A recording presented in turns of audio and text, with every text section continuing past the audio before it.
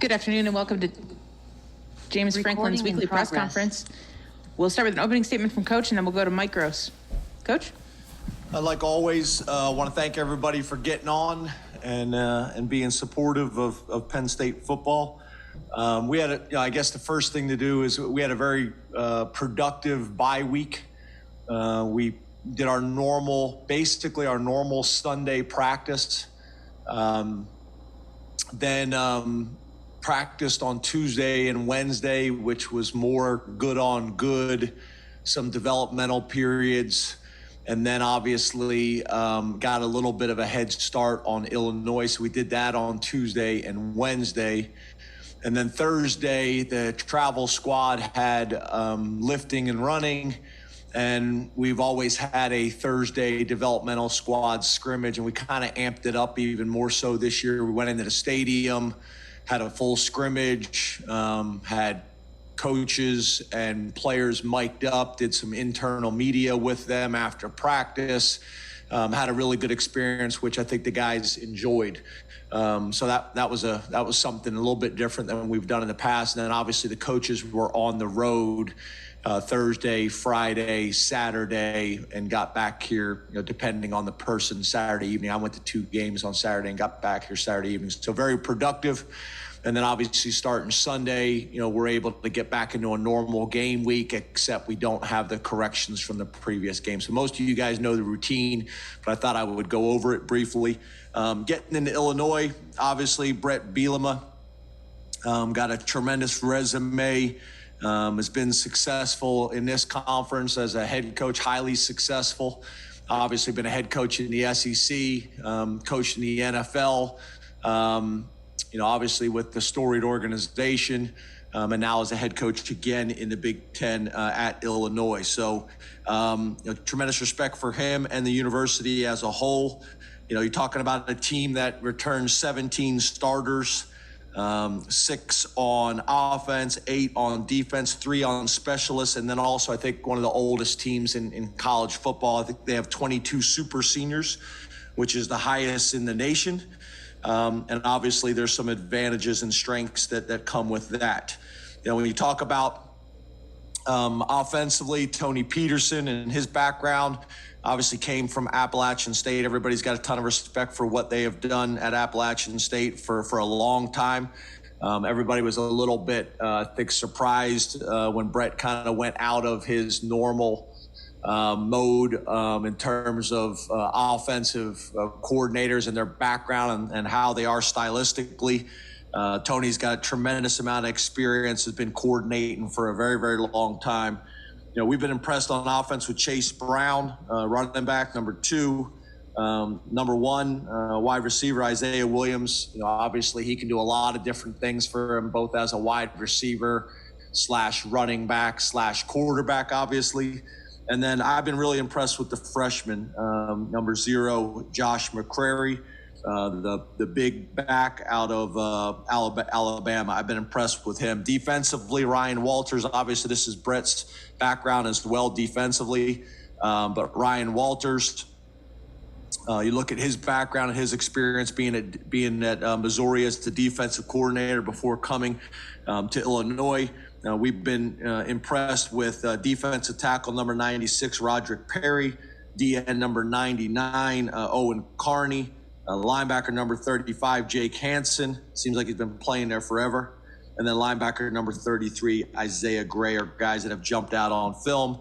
And then they have an experienced special teams coordinator, Ben Miller, who came from the Air Force Academy, been their special teams coordinator for a long time. So we've gone back and researched all their film as well. Been impressed with their kicker number 17, James McCourt, their punter number 14, Blake Hayes, and then their returner, punt returner as well as kickoff returner, Donnie Navarro, really flashes on tape. So tremendous opportunity. Look forward to being here in Beaver Stadium. Look forward to homecoming. Look forward to generations of greatness. I know our players and from what I see, the fan base really enjoys these throwback uniforms that we do as well. So looking forward to all that. Open up the questions. Mike Gross, LNP News. Mark Brennan, you're next. Good afternoon, James. How are you? Good. How are you, Mike? I'm good, thanks. How have you divided up the reps among the quarterbacks last week, and how are you planning on doing it this week? Yeah, so we are going to split the reps between Taekwon and Vayu. We'll split the reps. And like I think someone asked me that question the other day about, will it be a competition? I think it's always a competition, but it's probably magnified a little bit. We've looking at those guys very closely in practice and in the scrimmage periods and things like that. So we will split those reps between those two evenly, make it a competition. Mark Brennan's Lions 247 with Fight on State, and then Greg Pickle. Hey, James, thanks for your time today. You as well. Did you get a haircut? I did. Looks nice. I appreciate it. Thank you. Hey, I envy those days. Hey, is there any update you can give us on Sean's availability to practice or play in games? And then when it comes to making a decision on who your starter is, at what point do you have to make that? Not necessarily announce it to us, but make it within the team. Thank you. Yeah. Yep. I respect and understand you got to ask the question. I hope you respect and understand that I'm not going to get into a whole lot of detail on a Tuesday.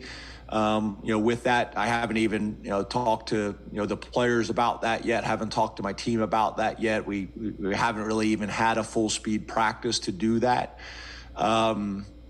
But obviously no different than any other situation. You'd like to make the decision as early as you can. We're not in position to do that right now. So those reps will be divided evenly, and once we know that it's clear, then we'll make the decision and go from there. So I know you got to ask the question. I know I didn't give you a whole lot of information there, but it's hard to say that on a Tuesday, where we're at when we really haven't even had a full speed practice yet. Greg Pickle, Blue White Illustrated, then Audrey Snyder. Good afternoon, Coach. How you doing? Good. How are you? I'm doing well, thanks. In terms of pros and cons of splitting the reps, what are those, especially with two guys who, unlike maybe in past years with your backup quarterback situation, haven't played as many game reps as some of the guys you've had before? Yeah, I think obviously, the reps in general are gold, right? So, I have worked with a coordinator in the past where he's going to pretty much give all the reps to the starter and no reps to the backups. And the whole reason is, every rep is critical to get them ready to play on Saturday. But I think there's always got to be a developmental aspect. So we've always, in spring ball and in summer camp, given reps to all three quarterbacks in the top three spots on your depth chart. And then once the season starts, it's the emphasis obviously on your first two. I think right now, we're even just based on where we're at with those two guys. But I think whenever you can obviously decide who your starter is and then be able to slant a few more reps to your starters compared to your backups. And that's not just a quarterback, that's at every position, right? That chemistry, that cohesion of the group is really important. So, that's what you'd like to do. But right now, I think our plan is to split it pretty evenly. Audrey Snyder, The Athletic, then Elton Hayes. Hey, James, good afternoon. Good afternoon. You said at the end of camp that it was obvious that Taekwon was the number two. I guess what has Christian done here in the last month and a half to kind of get in that conversation to split those reps?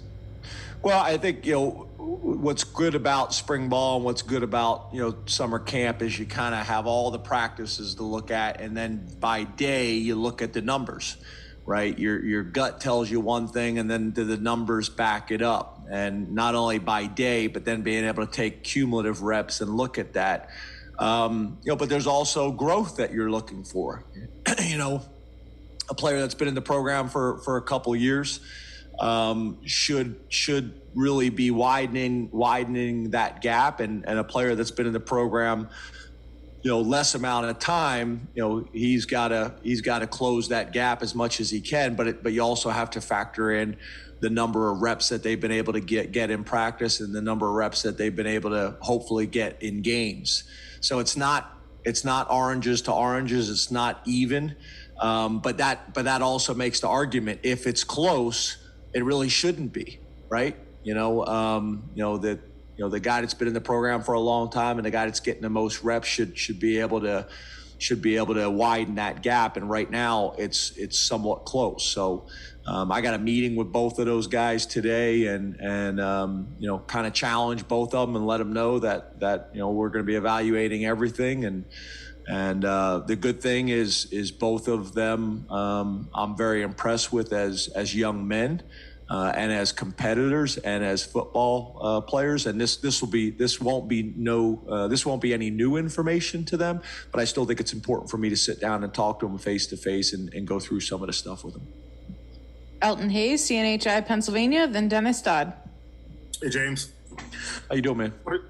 Hey, I wanted to, with PJ being out for this year, I know you mentioned last week Devon and Keziah having a little work to do to step up to fill that absence. How were they last week? I know it was an idle week, but how were they in kind of catching on to things and getting up to speed?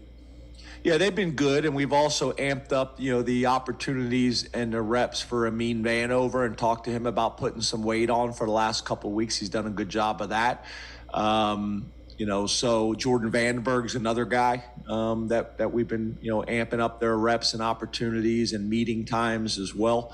So it's all of it. I think Devon's taken some really good strides from the beginning of the year, and so has Keziah, and we need them to. We need them to. So, it's all about consistency. I think, Elton, you guys have heard me say that before. All these guys have the talent and the ability to do it. But there's a difference between doing it, 3 out of 10 plays compared to 8 or 9 out of 10 plays. And that's the expectation and standard that we need. We need to be 8, 9, 10 out of 10 in terms of their technique, their fundamentals, and their assignment. So they're trending in the right direction. Dennis Dodd, CBS Sports, and then Ben Jones. Hey, James, I don't want to beat a dead horse here, but could you just speak to the distasteful nature of, now fans booing players who go down just on general principle? I'm not speaking about anything specific, but that's just something I've noticed on injuries. Yeah, again, I appreciate and respect the question, but that seems like a discussion that we had a month ago. Yep. It seems like something that it feels like a month ago. We've moved on. Points have been made about it in detail. I probably gave my longest answer of my career at a press conference about that. So I've gotten it off my chest very clearly. If you don't have the audio for that or the video, we can send it to you. But I've made my points very, very clearly on that. And they've been discussed in great detail. So I'd like to, move on to Illinois and focus on that. Again, I think I've been pretty clear on my points on that. I've got it. Thank you. Ben Jones, statecollege.com, then Rich Scarcella. Hey, James, how's it going? Good, Ben. How are you, man? No complaints. In the transfer portal day and age, having a good backup quarterback probably means you have someone else's starting quarterback.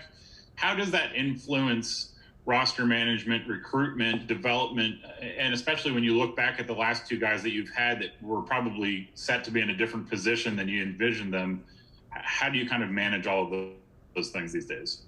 Yeah, and it's tricky, right? Because it impacts so many things, which I think is your point, Ben. I've had two guys in our program, that we've had very clear discussions about how things were going to play out and how they were going to be evaluated. And then, when you're looking at going into the transfer portal and possibly bringing guys in, most guys want to come in and be guaranteed the starting job, depending on where they're at in their careers and why they're leaving. So you're talking about, where your program is, what your situation is. Did your starter just graduate? Makes it a very attractive, transfer portal designation. Do you have a returning starter that they're going to compete with? And then also the impact on your current roster as well as the impact on recruiting. So you kind of got to balance all of that and make sure that you're in a good situation. And trying to be as upfront as you possibly can and transparent, so everybody has all the information that they can make really good decisions with. So for us, that's the challenge, right? How to balance all of that and do what's right for Penn State, but also do what's right and be fair to these young men. So it's a different situation. It really is. It is a different situation, and I'm not in the business, whether it's high school recruits or transfers.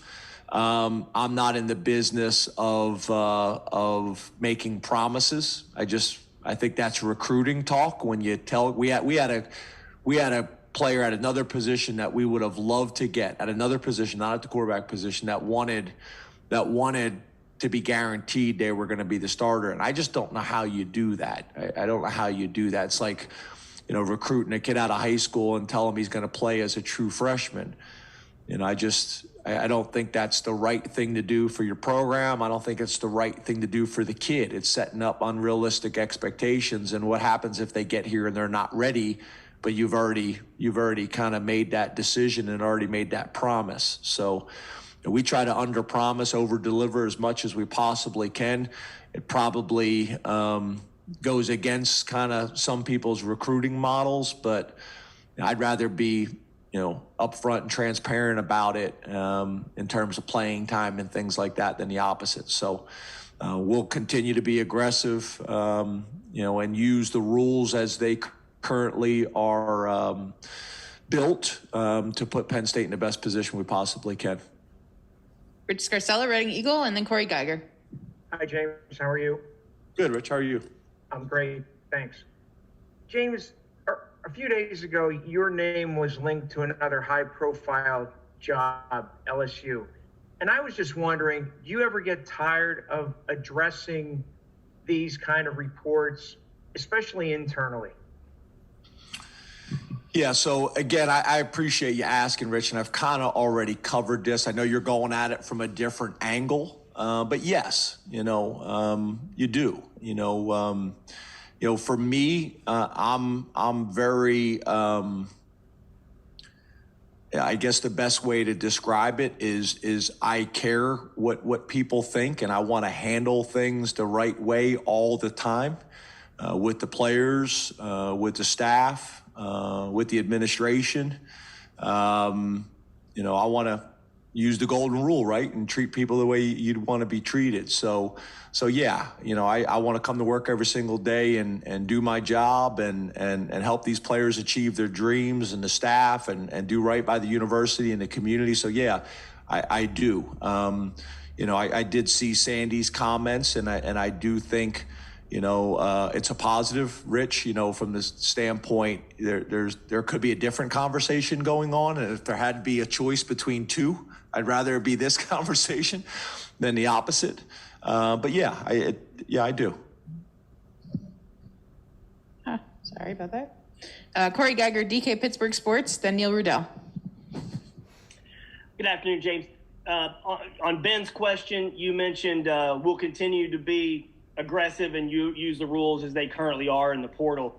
Looking back on it over the offseason, were you as aggressive as you possibly could be with quarterbacks in the portal, or do you have any regrets over maybe not being more aggressive at all?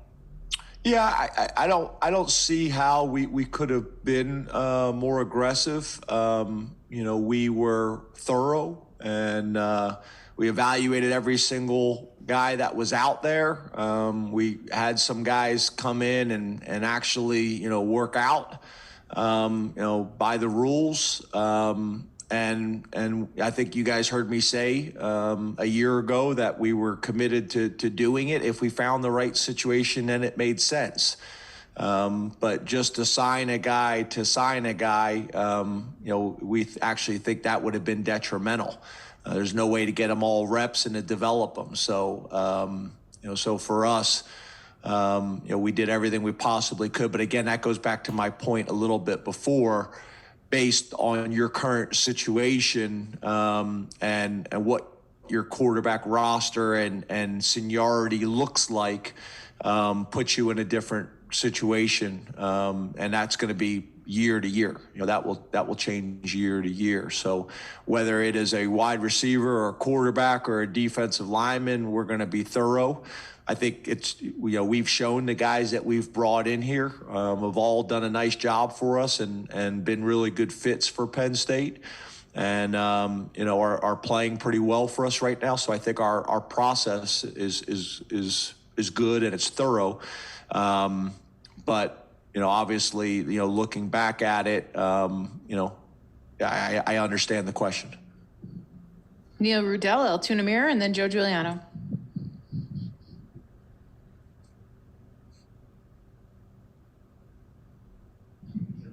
It hasn't clicked over. Still on Corey. Yeah. All right, we will come back to you, Neil. We'll go to Joe Giuliano. Neil, I don't think your audio's working. It's unmuted, but we can't hear you, so we're gonna move on. Sorry.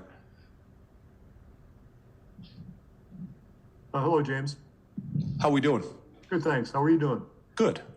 PJ Mustipher, I'm wondering if he's gone before the team at all, either at practice or in meetings, and still participating in everything. And I'm just wondering how his teammates still like having him around.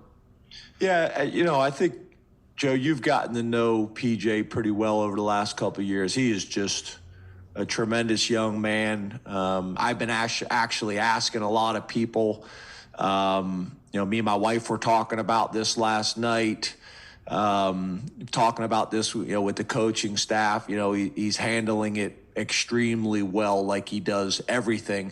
But sometimes, Joe, when guys are handling things too well, that concerns me too. I kind of try to give him a big hug every single day and check on him and ask him how he is and tell him, if he needs anything, that we're here. My daughter Shola, made him some cupcakes the other day, just trying to love on him and support him as much as we possibly can.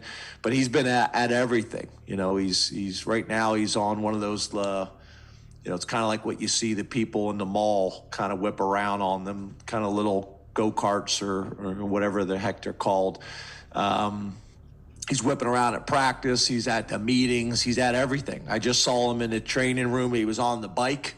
And looked great, and huge smile on his face. So we keep checking on him and making sure he's doing well. And I hope he understands and feels, comfortable enough to be totally honest with me and transparent and vulnerable. That if he is struggling, that we're all here to support him. And then I think the other thing is hopefully being able to get him in a position to get him fixed up, and then on the road to recovery as soon as we possibly can. So all those things are moving. We talk about it every single morning in our staff meeting, kind of go through our injury report and things like that. So everything seems to be going in the right direction. I always make sure that the parents are informed and involved in the process, and they seem to be as well. So just continue to support him, and his leadership has still been extremely strong on our team as I expect it would be. Frank Bodani, York Daily Record, and then we'll go to Daniel Gallen. Hey, good afternoon, James. Hey, Frank. What can you share on Sean's progress to getting back to the field, and what stands out to you, how he's handling the situation as a team leader or captain, I think?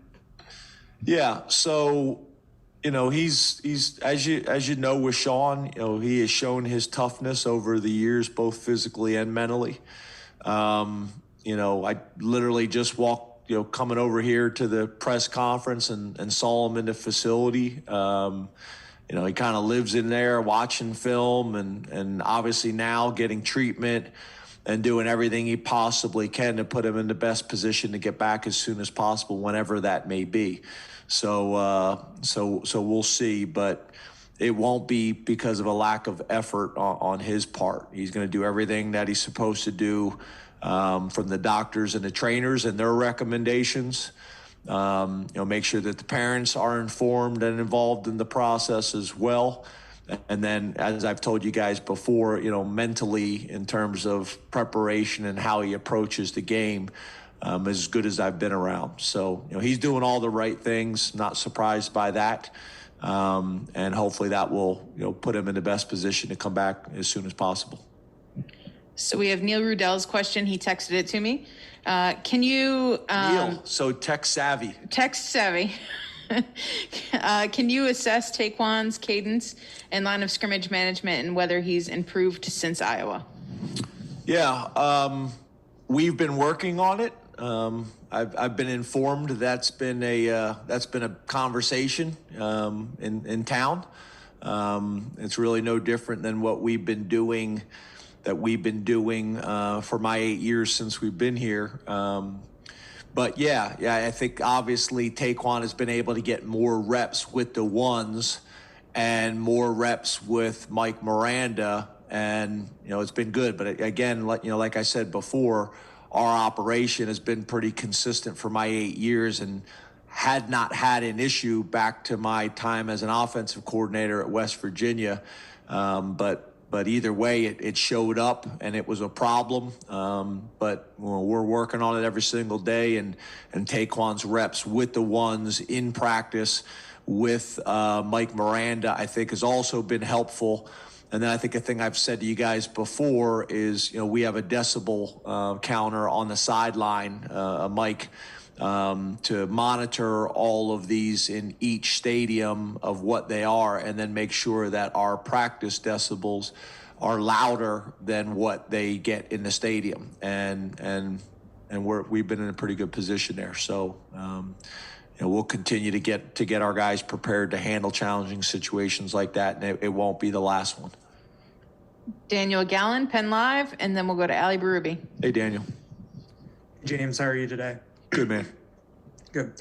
With losing PJ Mustipher, obviously from a physical standpoint, he was a big presence in there. From an intangible standpoint, what kind of changes with the defense without that leadership down there? What does this team lose beyond what he was just doing on the field?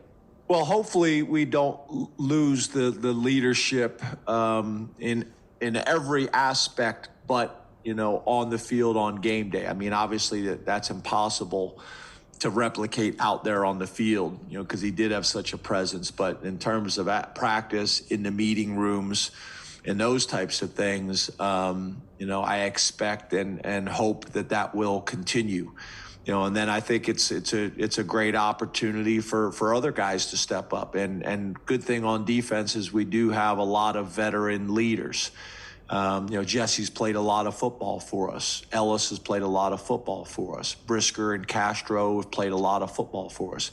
Even AK, although, he's a new guy to our program, he's now played a lot of football for us. And I think he really has got a good understanding of our culture and our standards and our expectation. And there's other guys too, but there's a group of guys that are veteran guys that have played a lot of football for us. Brandon Smith is starting to work into those type of roles.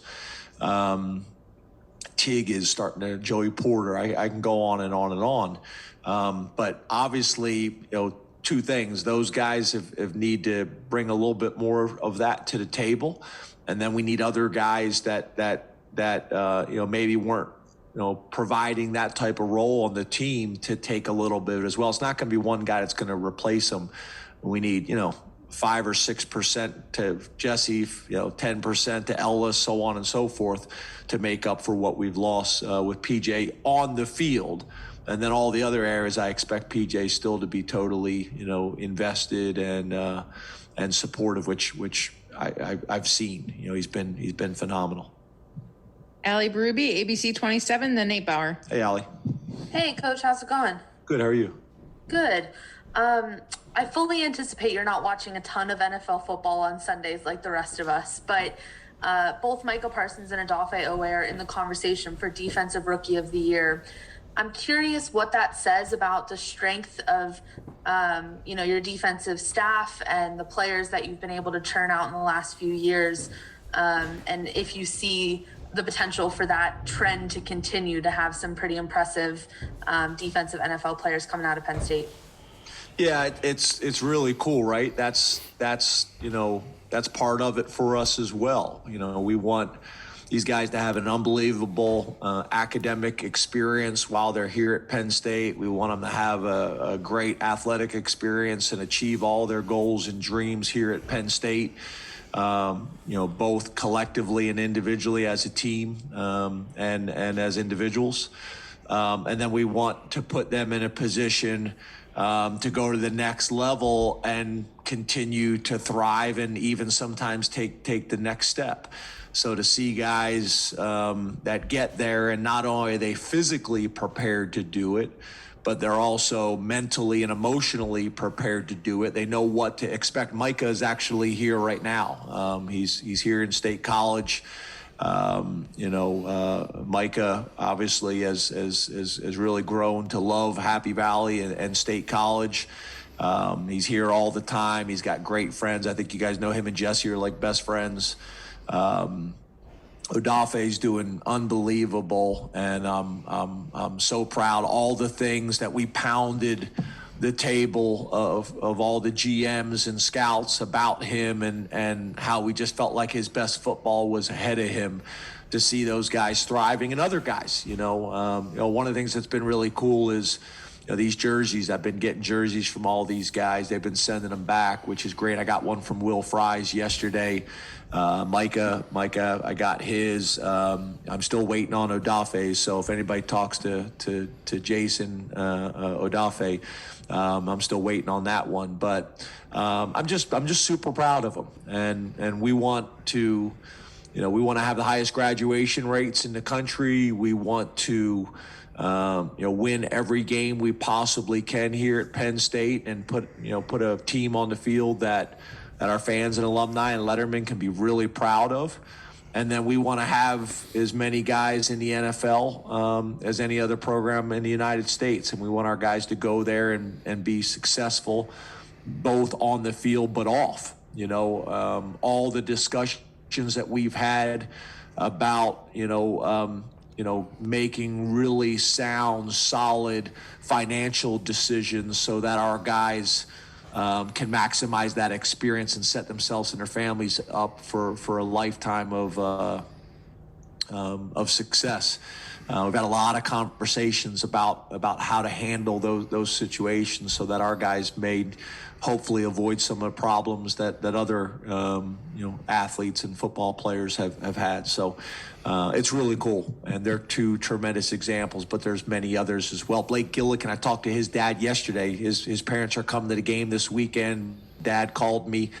I think he's fourth in the NFL right now in punting. So all these stories and all these examples, I'm super proud of it. I'm also proud of the relationships, with the families. Like I said, like the Gillikins coming up to the game this weekend. So it's pretty cool.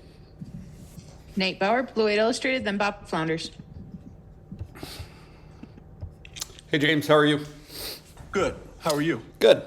Hey, I guess I'm thinking specifically of PJ, but maybe for other guys too. Do roster management questions arise during the course of the season as to a guy deciding to come back for a year beyond what's expected based on a situation like that?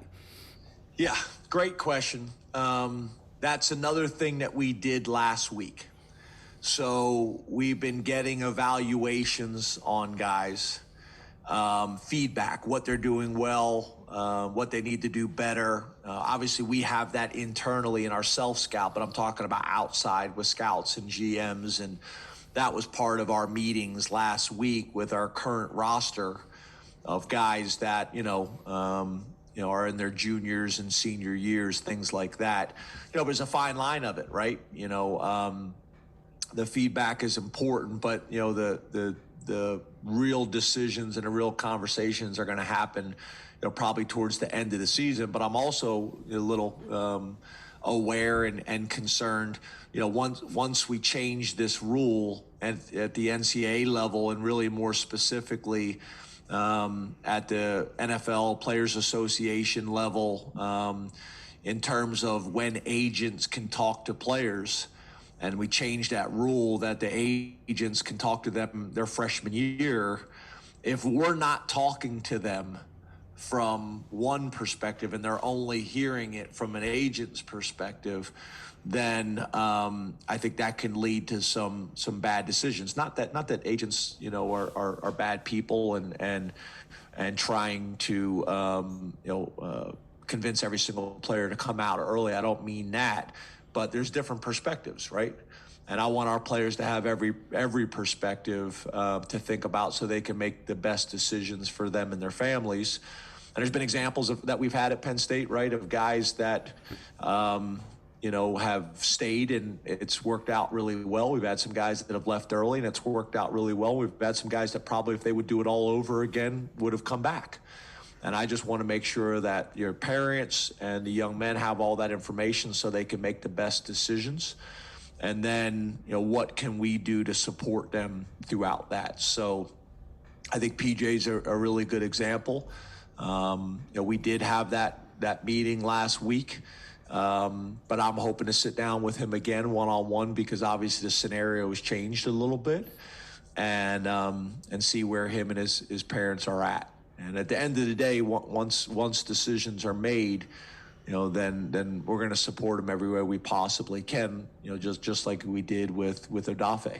So yeah, I think that's a good question. It's always a challenge because most coaches and people don't want to have those type of conversations during the season because you want to stay laser focused on the task at hand.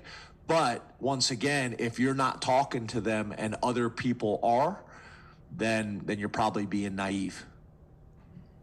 We have time for 2 more questions. Bob Flounders, Penn Live, and then we'll wrap it up with John Petishnock.